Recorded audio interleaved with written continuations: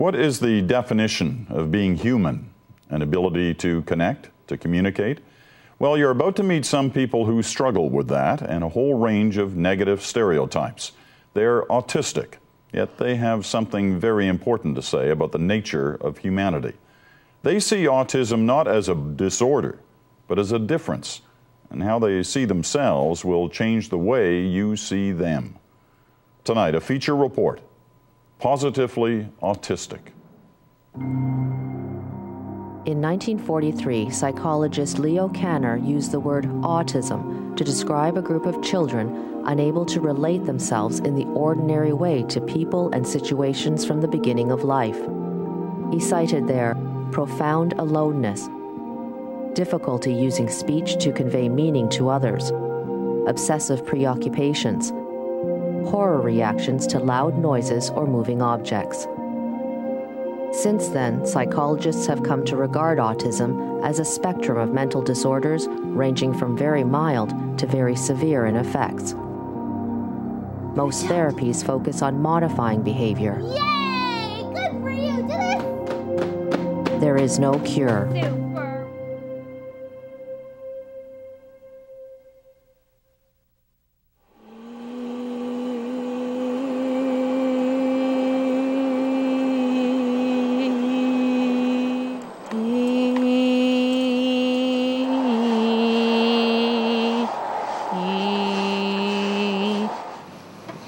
My name is Amanda Baggs. I'm 27 years old. I am not locked in my own world, and I prefer to be autistic. I have the motor capability of speech, but not the ability to consistently give speech any meaning. It's easier to type what I'm thinking than to say it with my mouth. This is a machine that has a speech synthesizer built into it. And I type something here. Then I hit a button, and it speaks the words out loud. I made a video and put it on YouTube. It's called In My Language.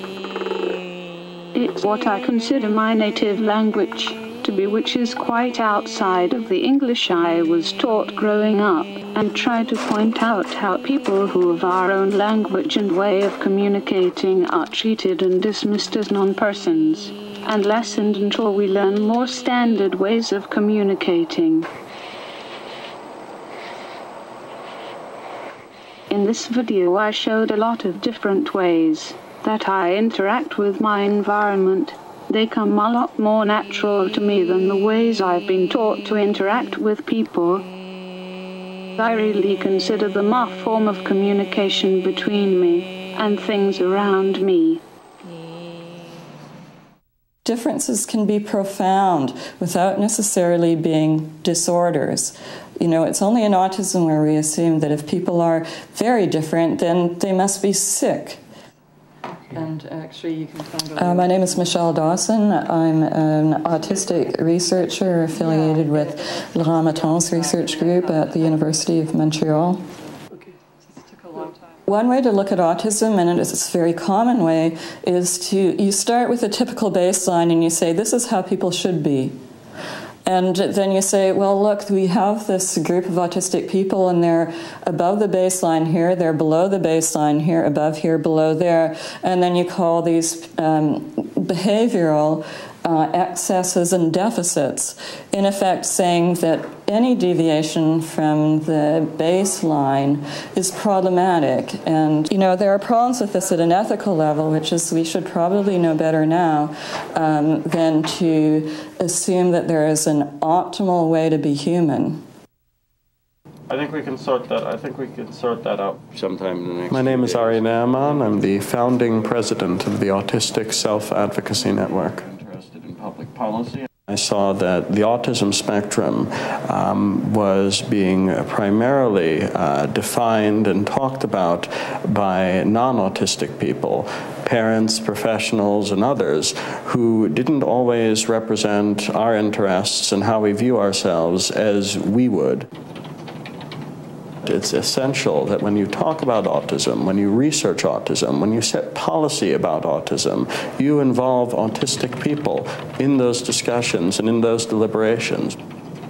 Autism is currently viewed as a disease through the medical model, something to be cured or eliminated. And that doesn't reflect how we view ourselves. That doesn't reflect our realities. What we want to see is recognition that autism is not some appendage that attaches itself to people. It is a part of who we are. It is a part of our existences.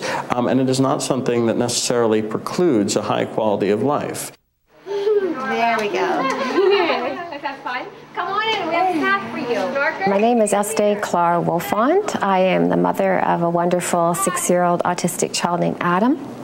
I am a blogger of the Joy of Autism blog, and I am the founder and the executive director of the Autism Acceptance Project. What do you say, Laura? What do you say? And my child could be considered moderate or severely affected. I've chosen not to look at it that way. Most of all, it was Adam that always changed my view, because he never fit the images of what people said he had to be like as an autistic person. He's very affectionate, he's very outgoing, he is intelligent, he's curious, he's able to learn without a particular methodology. That's the tail. I had to find out and seek out other autistic people to really begin to understand autism, because there was something in my gut that told me that this wasn't going to be a tragedy.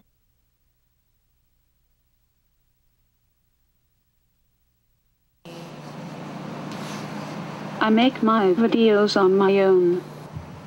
I learned to do it just by doing it. Nobody taught me anything except someone showed me how to caption it. But that's all. And I take all the video, get it onto the computer, and then I use a variety of programs to convert the files, edit them into a movie, caption them, and then convert them back to something that can be used on the internet. Adam was always gravitated towards the computer, and I noticed that responding on a computer to questions was a lot easier for him than looking at my face or anybody else's face and responding. O G O G R He ogre. You're not an ogre. What is very overtly misunderstood is that if an autistic child does not turn their head to orient towards a sound, it's assumed that that child is unaware. It's assumed that if a child does not, often if a child does not speak, that they have no understanding of language, that they can't possibly be intelligent, and so on. Motor planning issues are an example of why it's difficult to talk. Even though you can read, you may not be able to read aloud. Let's say, Happy birthday. Adam reads books and he jumps up and down, and then he used to run around and then come back and jump up. We put it on the edge of his bed and jump up and down. You think, well, what can he be reading from that? A bookworm has to be sitting in place and sitting still and looking at this. But he was reading dictionaries, he was reading encyclopedias, he's been reading all of his life. I'm somebody who has trouble taking care of herself day to day. My day-to-day situation is enormously precarious. I know enough about how autistic people are judged to know that I have a high level of what are called maladaptive behaviors. I have severe self-injury. It's a behavior that is often used to scare the public about people like me. I have staff that come in and help me with assorted daily living stuff. Talking to Faye. Anyone who thinks they are independent themselves is fooling themselves. Nobody is truly independent. Why is it that some kinds of dependence are so invisible to people that they're called independence, while other kinds are considered dependence and considered something awful for it? Why is it that I'm not considered to live independently?